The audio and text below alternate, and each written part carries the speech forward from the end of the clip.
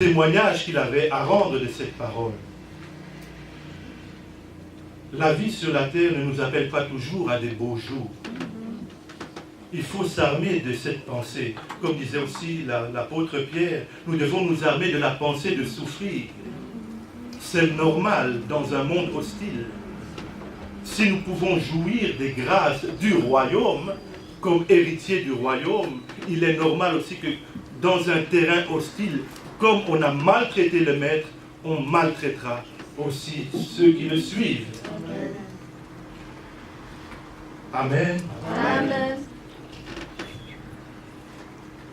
Voilà. Il y a un autre verset un peu plus haut vers lequel je voulais vous amener ce matin. Toujours Apocalypse 1.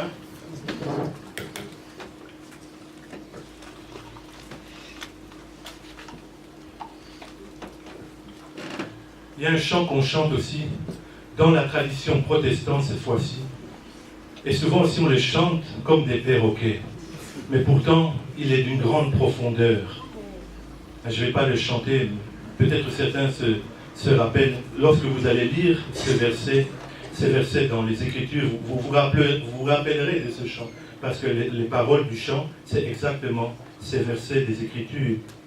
Alors nous lisons Apocalypse 1, les versets 5b. Donc c'est à partir du milieu du verset après le point d'exclamation. Et le 6.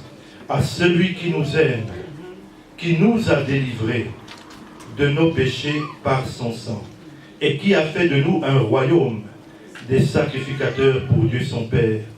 À lui la gloire et le pouvoir au siècle des siècles. Amen. Amen. Et nous avons chanté ça. Mais maintenant, j'aimerais un peu nettoyer vos oreilles pour que vous puissiez mieux comprendre et mieux réaliser. Souvent, ce que l'ennemi fait, je vous ai dit tout à l'heure, il essaye de vous ramener sur le plan émotionnel ou sur le plan de l'intellect, afin que vous ne puissiez pas grandir ou persévérer. La manière normale de fonctionner dans le royaume, c'est la foi. Dans tous les domaines et tous les aspects de votre vie, c'est la foi. Si vous ne fonctionnez pas dans le domaine de la foi, vous n'obtiendrez pas. Même la sanctification, et souvent je pense que ça va être souligné dans beaucoup de cœurs ici, c'est là que le bas blesse. Et l'ennemi souvent vous dit, regarde, tu es encore tombé là. N'est-ce pas? L'ennemi vous dit, regarde, tu n'y arriveras pas. Et il t'attaque à ce niveau-là. Et toi, par tes émotions, tu dis, oui, c'est vrai. Oui, c'est vrai. Tu acceptes donc le mensonge. Tu acceptes le mensonge. Pourtant, vous avez lu avec moi, à celui qui nous a délivrés. C'est un passé, c'est un accompli, c'est déjà fait. Ce n'est pas quelque chose encore à faire. Mais si j'accepte de changer de niveau, j'accepte par mon intelligence de dire, oh, j'ai encore des efforts à fournir pour ressembler à Jésus. Ça veut dire que là, je me déplace. Je ne suis plus dans le domaine de la foi, mais je me déplace dans le domaine de l'intelligence, dans le domaine des émotions. Et je ne reçois pas et je n'évolue pas spirituellement. Est-ce que vous me comprenez? Amen. C'est dans le domaine de la foi. Votre sanctification est dans le domaine de la foi. C'est déjà accompli. Parmi les mérites de la croix. Vous croyez à votre salut, n'est-ce pas? Amen. Amen. Amen. On croit qu'on est sauvé. Et on croit aussi à la guérison. Mais sachez aussi qu'un autre héritage de la croix, c'est votre sanctification. Amen. À celui qui nous a délivrés de nos péchés. Le péché avait un pouvoir, n'est-ce pas? Mais Jésus nous en a délivrés. Jésus nous en a délivrés. Il n'y a plus à combattre ce péché, un péché quelconque qui ronge ta vie. Jésus a déjà accompli cela pour toi. Toi, tu n'as qu'à le confesser, à reconnaître que ce que Jésus a fait pour toi à la croix, il y a environ 2000 ans, a encore des répercussions aujourd'hui. Et c'est pour ça aussi l'Écriture dit ailleurs que Jésus-Christ a été fait pour nous, sagesse, justice et sanctification. Et il y a Je sais que Germain est un hébraïsant, il aime beaucoup l'hébreu.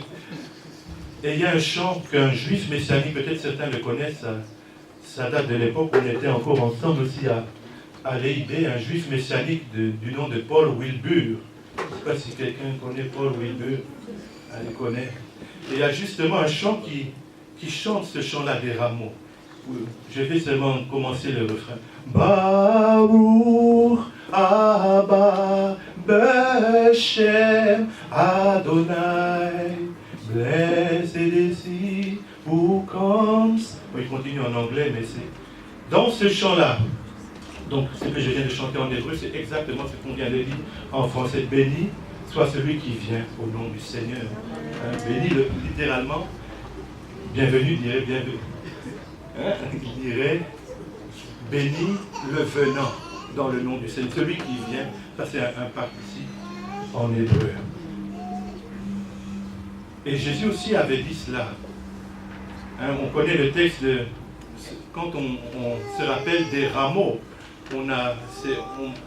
On commémore généralement le passage de Matthieu 21 où dans la liberté le peuple a pris des rameaux et les a déposés devant l'ânesse de Jésus. Ils ont jeté aussi des vêtements. Mais Jésus, un peu avant de quitter, a lui-même déclaré à Jérusalem qu'il ne reviendrait, que Jérusalem ne reverrait plus son roi jusqu'à ce qu'il dise « Béni soit celui qui vient au nom du Seigneur ». Il y a une puissance aussi. Quand vous aspirez au Seigneur, vous pouvez proclamer « Béni soit celui qui vient au nom du Seigneur. Béni soit celui qui m'a libéré de mes péchés. Béni soit celui qui m'a donné un plein salut. Béni soit celui qui assure mon lot. L'Éternel assure ton lot, bien-aimé. C'est lui ta part. Et il nous amène comme un bon berger dans des lieux de délices. Il nous amène dans les verts pâturages. Ça veut dire, il nous amène vers la nourriture dont nous avons besoin. Peut-être ce matin, tu avais besoin d'entendre encore que Jésus-Christ a tout accompli. Ce n'est pas simplement une formule. Dans le monde spirituel, il y a véritablement un accomplissement. Il y a un changement de position. C'est pourquoi l'apôtre Paul pouvait dire, il nous a transportés du royaume des ténèbres dans le royaume du Fils de son amour. Vous savez, il y a des choses qui se passent. Et on n'en est pas toujours conscient. Je me rappelle encore, quand j'étais jeune dans la foi, il ne faut pas être un aîné dans la foi. Je revenais de l'intercession, j'étais fatigué, je devais prendre un bus. Alors, fatigué, je ne regardais même pas où je marchais, je connaissais mon chemin par cœur. Et je savais qu'à ce moment-là, c'est le bus, je descendais du tram, c'était le bus, je devais monter. Au moment où je monte dans le bus, j'ai vu quelqu'un faire un saut d'1 mètre en arrière. Je n'avais rien prévu, j'allais à la maison. Mais puis quand je l'ai regardé, j'ai compris pourquoi. Cet homme était livide, il avait toutes sortes de signes maléfiques sur lui, mais il était confronté au royaume de Dieu. Amen. Ce n'est pas nous qui faisons cela. Moi-même, je n'avais pas l'idée d'aller prêcher dans les bus. J'étais fatigué, donc je ne regardais même pas où j'avançais. Mais Dieu permet comme ça des fois des événements qui te rappellent des choses. Et l'importance de certains événements aussi, certaines actions aussi à poser, certaines paroles à proclamer. J'ai cru, c'est pourquoi j'ai parlé. C'est important de parler, bien-aimé. Ton ami ne va pas venir à Jésus simplement par « Oh, viens à Jésus » par une attraction, où tu te mets devant le miroir. Non, il faut lui parler de Jésus. Ton ami a besoin d'entendre ce que les Écritures appellent la folie de la prédication, l'œuvre de la croix. Amen. Amen. Et c'est vrai que la louange nous a transportés dans la joie, n'est-ce pas? Amen. Mais les Écritures nous disent, le lien de la perfection, c'est la charité, n'est-ce pas? Et quand l'apôtre Paul décrit les facettes de la charité, il commence par la patience, L'amour est patient. Et vous savez que la patience, si on regarde la définition de la patience, c'est l'aptitude à persévérer dans les épreuves. Vous savez, vous avez vu tantôt, quand l'apôtre Jean a exprimé ce qui était dans son cœur, il a dit, je prends part. Parmi les je prends part, il a dit, à la persévérance en Jésus. Ça veut dire que Dieu, ailleurs on dit aussi, Dieu nous a donné par son esprit l'amour. Il l'a déversé dans nos cœurs, n'est-ce pas? Ça veut dire que tu es capable de saisir l'amour de Dieu et de fonctionner dans l'amour de Dieu. Amen. Tu ne fonctionnes pas par des sentiments, ce sont des fruits de l'esprit. Ça vient de tes entrailles. Et c'est pourquoi il ne faut pas toujours fonctionner, même dans ce qui concerne l'amour, dans les aspects purement émotionnels. Parce qu'il peut y avoir des émotions, mais les émotions sont trompeuses. Tu peux ressentir, par exemple, quelqu'un t'a fait du mal et tu ressens comme de la haine, des émotions de haine vis-à-vis de la personne. Mais si tu fais le choix de dire je pardonne, et quel que soit le mal qu'il me fait, je pardonne. Même si ces sentiments vont persister peut-être un temps, mais tôt ou tard, ils vont céder à la place, à la volonté de Dieu dans ta vie. Amen. C'est un choix. Vous savez aussi, nous sommes dans une course, nous disent les Écritures. Nous sommes dans une course et nos yeux sont fixés sur la prospérité? Non. Sur les épreuves? Non. Sur Jésus. Amen. L'auteur de notre foi et celui qui l'amène à la perfection. Comment vas-tu regarder Jésus? Par ton intelligence? Tu en es incapable. Notre combat est un combat dans la foi. Tu sais ce que je dis est vrai. Parce que c'est la parole de Dieu. Et la Bible dit que les Écritures ne peuvent être anéanties. Si la parole dit que je prends part à la royauté, ça veut dire que des anges sont en train de me confectionner un tissu royal.